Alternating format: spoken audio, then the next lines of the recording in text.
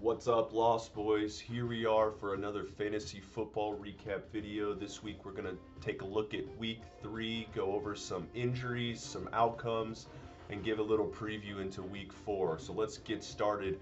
We're going to start with the standings, actually. And up at the top is our undefeated guy, our sole undefeated team, Jace. Jace is 3-0, and man, is he rolling. Not only does he have the most points in the league, his team is the healthiest team in the league, and he is benefiting the most from other teams' injuries.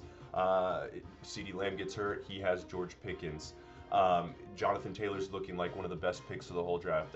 His two quarterbacks were his first or strength of his team, and yet everyone else on his team is performing great. So Jace looks like a juggernaut this year.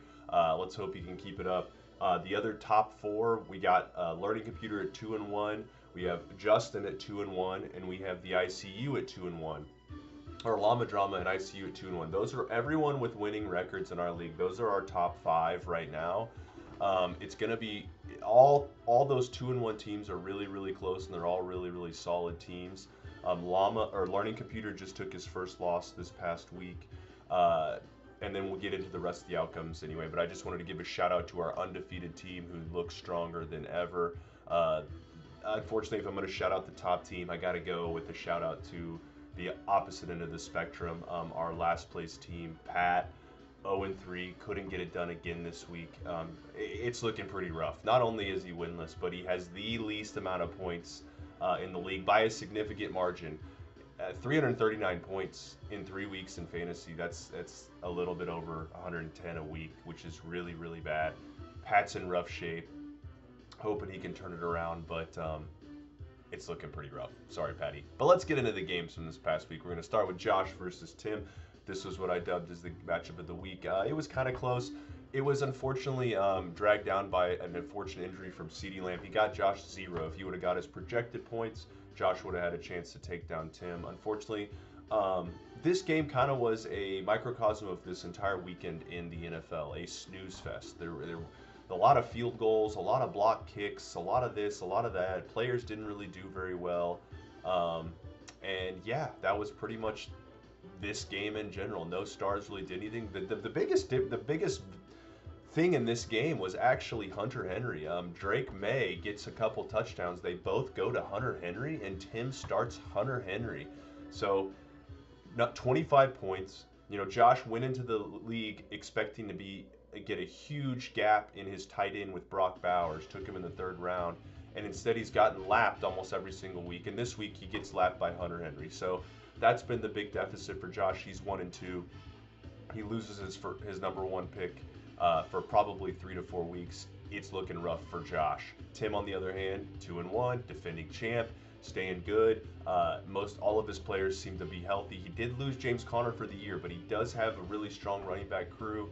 So Tim still, I mean, it was rough for Josh and Tim. Josh and Tim text before the game. They said no injuries this week. Good luck to each other. Both of their guys get ankle injuries this week, but Tim takes the dub. Next, we're going to go look at Denny versus Matt. You know, I predicted Matt take his first L of the year. It did happen. Matt, unfortunately, didn't get 48 combined points from Wan'Dale Robinson and Javonte Williams, and that's basically the difference. Matt's also wide receiver 1. T. Higgins has not been performing at all. Matt only put up 112 points, which is really bad, and that's after 27 from Lamar Jackson. So the rest of his players no-show. Denny, on the other hand, had a great week, 155 points. His number 1 pick, Jahmyr Gibbs, 24 points. He's been a really awesome pick. The guy's just really good at football. Herbert, decent, but Denny's second quarterback, Stroud, has been pretty bad. The crazier thing is Denny put up 155 points with 2 from Malik Neighbors. The Chiefs absolutely shut him down. It didn't really matter for Denny. He destroys.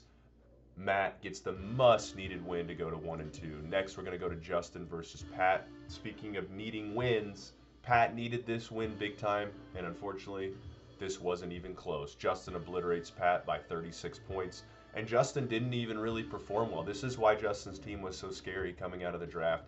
His 2 quarterbacks got him a combined 23 points, which is not much, but Puka 17, A.J. Brown 19, Mike Evans 11. It just all the teens. This was the teens week for Justin. He might have hit the jackpot with Rome Odunze. You know, he already had a strong receiving core with Mike Evans, Brown, and Nakua. But Odunze looks like a stud this year. Looks like he's Caleb Williams' #1 target. So Justin is very scary with Bijan and James Cook right there. Jaylen Warren getting 70% of the snaps. Watch out for Justin's team. He's coming. Pat, on the other hand, dead. I mean, I talked about it last week. Unfortunately, nothing changed this week. Brian Thomas, where are you? What are you doing? Dropping more balls. Marvin Harrison Jr., where are you? Dropping more balls. This receiving core looked ferocious coming out of the draft.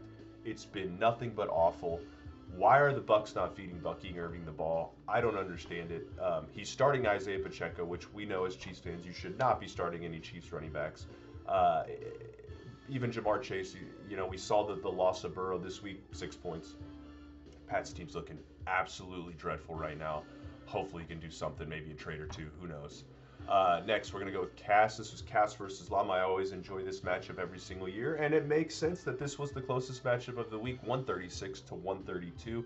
Ryan ekes out Cass by 4 points. It was a lot closer than I thought it was going to be, mainly because Ryan's team didn't necessarily perform the way I thought it was. Thank God he got 30 points from his defense. Chase Brown, no-show. Saquon Barkley, pretty much no-show. Zay Flowers, no-show. Cass had decent performances. Kylan Williams did okay, but overall, this was the story of the Minnesota defense pushing Ryan's team. Neither of these performances were impressive by these managers, but Ryan does get the win, goes to 2-1. Cass, on the other hand, his team still looks pretty strong. Just an unfortunate week to go against a 30-point defense. Gotta be frustrating. He does have Russell Wilson in. He did just come out that they're going to bench him, so he's going to have to do something at quarterback. Bryce Young, Russell Wilson, not the strongest thing for Cass. He did lose J.J. McCarthy as well, so rough start to the season for Cass. Next, we're going to go look at Sweet Chin versus Cal. You know, Cal put up 132 points, which is way more than I thought he was going to do. Anchored by the 29-point performance from Caleb Williams. J.K. Dobbins did pretty good. Kenneth Walker with Charbonnet out, got the majority of the workload, and you saw it with 17 points.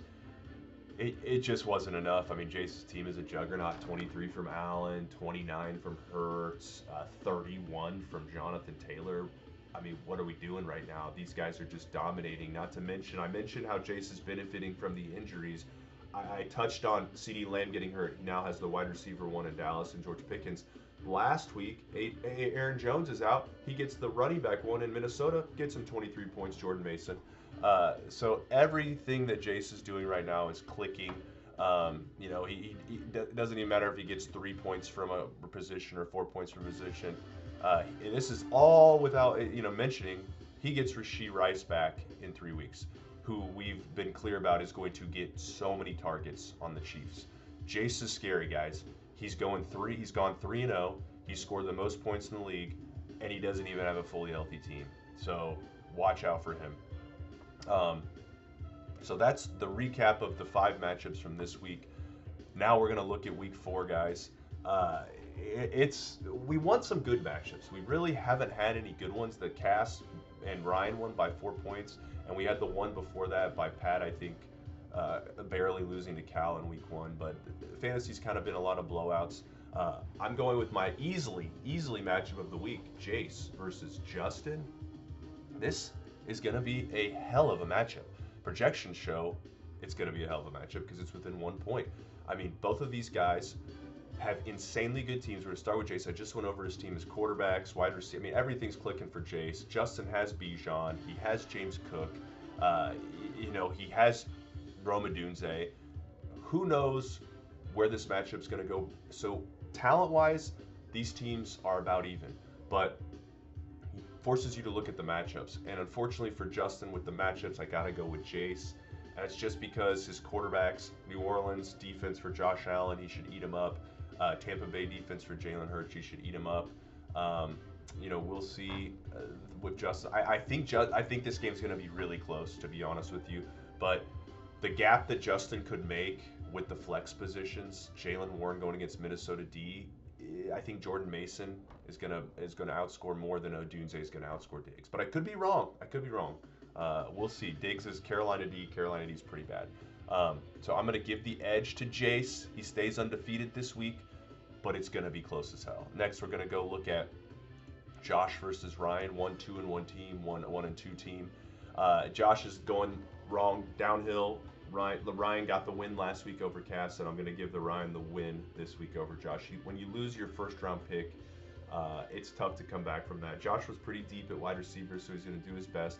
Josh also might have benefited from an injury. Tyron Tracy got hurt. He has Scattaboo. We'll see what he does for him, but I just don't think it's going to matter right now. Brock Bowers isn't doing what he's supposed to do, and Josh's quarterbacks aren't doing what they're supposed to do. I think Baker, I think Mahomes, they're both going to be in high-scoring competitive games, and I think the quarterback position is going to make the difference. Ryan takes down Josh. Ryan goes to 3-1. Josh falls to 1-3. Next, we're going to look at 2-2-1 teams. This was also close to being the matchup of the week. Tim versus Roman, really close in the projections. I don't really know where this game's going to go because I like both of these teams a lot, but I'm going to lean Tim.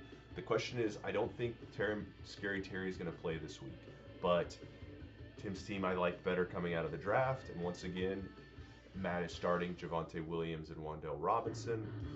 Javonte Williams is pretty good. Wan'Dale, we'll see. I just think Tim's wide receivers are a little bit better than Matt's.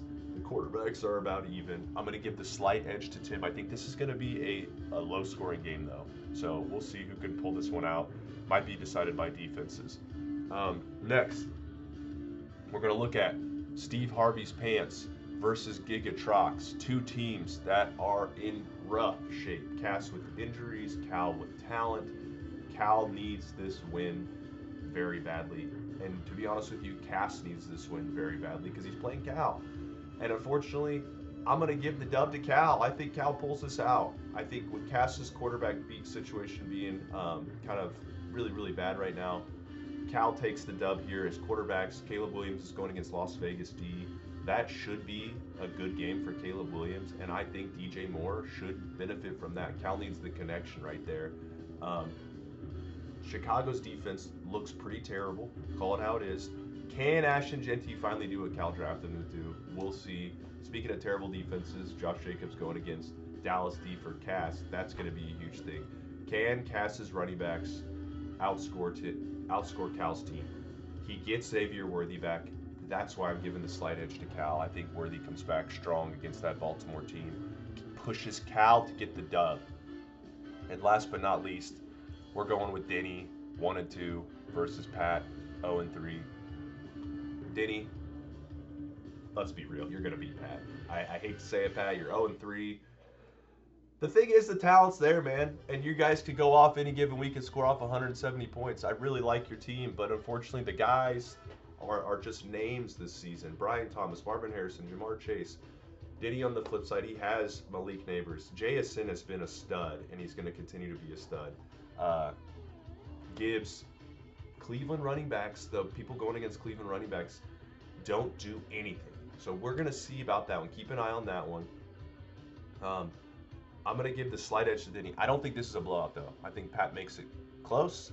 I just think Pat's just not as good as Denny. So those are my projections, guys. Can't wait for this week. Hopefully there's not as much injuries as there were this past week. Glad to be back home. Love you guys.